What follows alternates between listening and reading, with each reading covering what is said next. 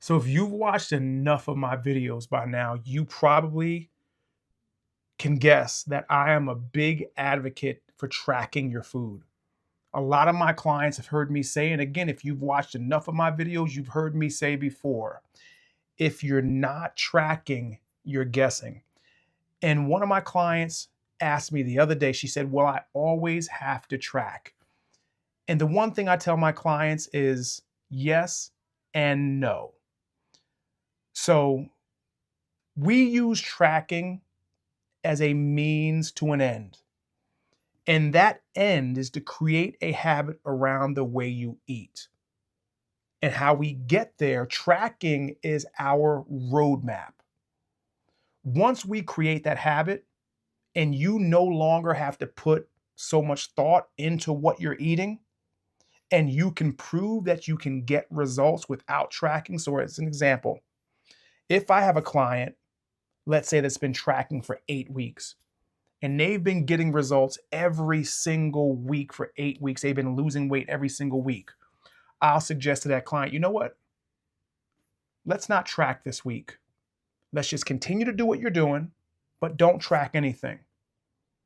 And we're going to see if you can keep that trend of results moving in the right direction without tracking. We do that for a week or two. And if they can continue to move their results in the right direction, that means that that client no longer has to rely on tracking because they have obviously built a habit around the way they eat. Now, once that habit is built, I oftentimes tell my clients that you might want to add tracking back in from time to time once you see that you're kind of veering off. Your results are slowing down, or you even start to gain a little bit of weight, because in those instances, tracking will oftentimes uncover things that you might have been doing subconsciously. You didn't even realize you were doing it. You start giving yourself a little bit more freedom to add a little bit of this or do a little bit more of this.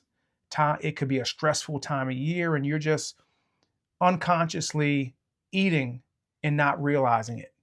So in those instances, those are great times to add in a few days of tracking, just to check the temperature of what the current state of your diet looks like. And most people, when they do that, they oftentimes uncover some things that they didn't realize they were doing. So if you're wondering if you're tracking your food, or if you're opposed to tracking your food because you don't want to have to track forever, I don't think, and I've proven with plenty of clients, that tracking is not something that you need to do forever. You could do it forever. And I would say that if you did it forever, you're more likely to get more consistent, better results over time, over the long run, than the people that do it for a while, get results, and then stop doing it. But again, tracking is a means to an end. Tracking, we use it to create the habit of how we eat. And then once that habit is created, once we no longer have to put so much mental energy into thinking about what we're going to eat and macros and proteins and carbs and all of this stuff, then we no longer have to rely or lean on tracking. And because then we can just lean on the habits that we've created. So again, tracking is not necessarily forever. You could do it forever, but if you're tracking and you're wondering, it doesn't have to be forever. So let me know what questions you have about meal tracking, because I do truly believe, and it's been proving time and time again, that the clients that track are always more successful than the clients that don't. And again, if you're not tracking, you're guessing.